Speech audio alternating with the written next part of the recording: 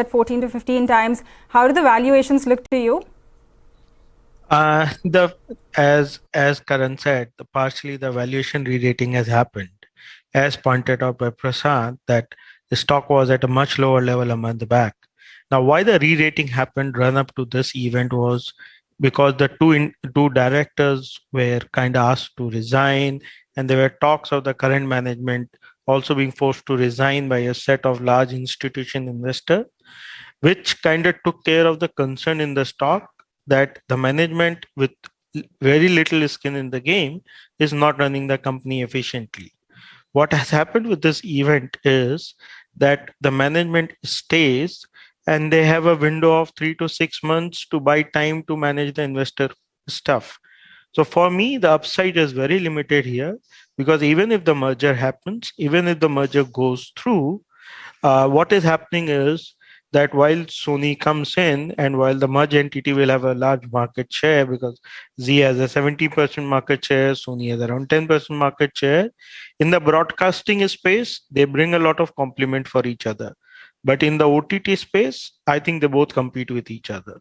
So I don't see big synergies, and I don't see much scope of re-rating from here on. And rather, if the deal fails, now if you remember in 2019 also, there was talks of Sony coming in and others coming in, and they did their due diligence, and they didn't put the deal on the paper.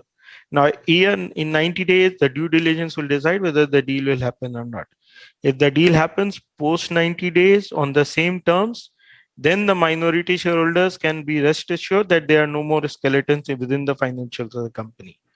So for me, this event is not something which I will be very gungo about. This fundamentally helps the company, but the persistent problem with Z remains because the management will not have skin in the game. For me, this merger is a win-win for Sony rather than anything, because Sony investors get a listed entity stake. Sony will have a control on the board, but the operation continues with the new management. Mridul, there is also a provision in the term sheet which allows the promoters to increase their stake from the current 4% to 20%. What will that mean for the shareholders? How should they read this particular clause?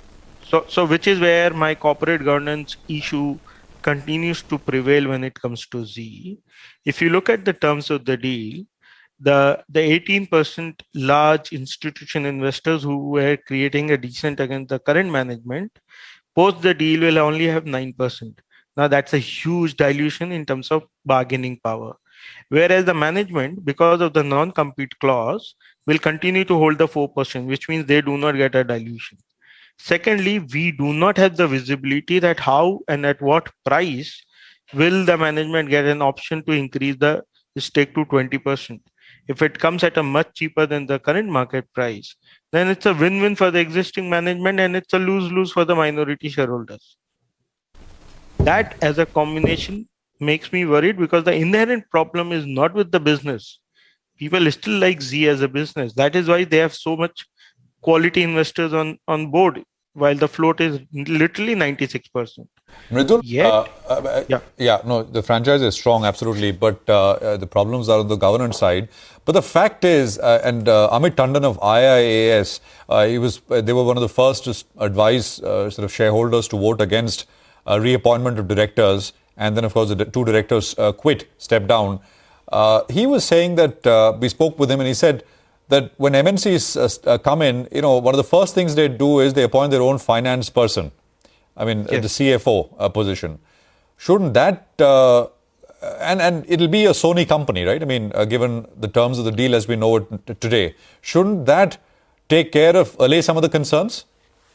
It might take some of the concerns down, but look at it, Prashant. The CEO and the MD is still Puneet for 5 years.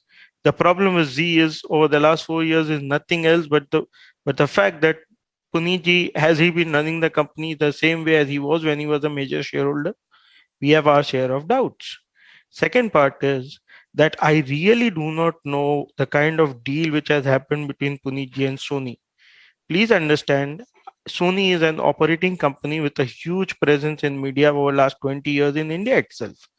Why will they have a CEO and MD of someone who holds just 4%, while with 50%, they will not be running the company operationally. They are not financial investors who don't know how to run the company. They have run a business for more than 2 decades very efficiently, and holding 50% share without having the control on the company with just board members. I really can't find sense on this part.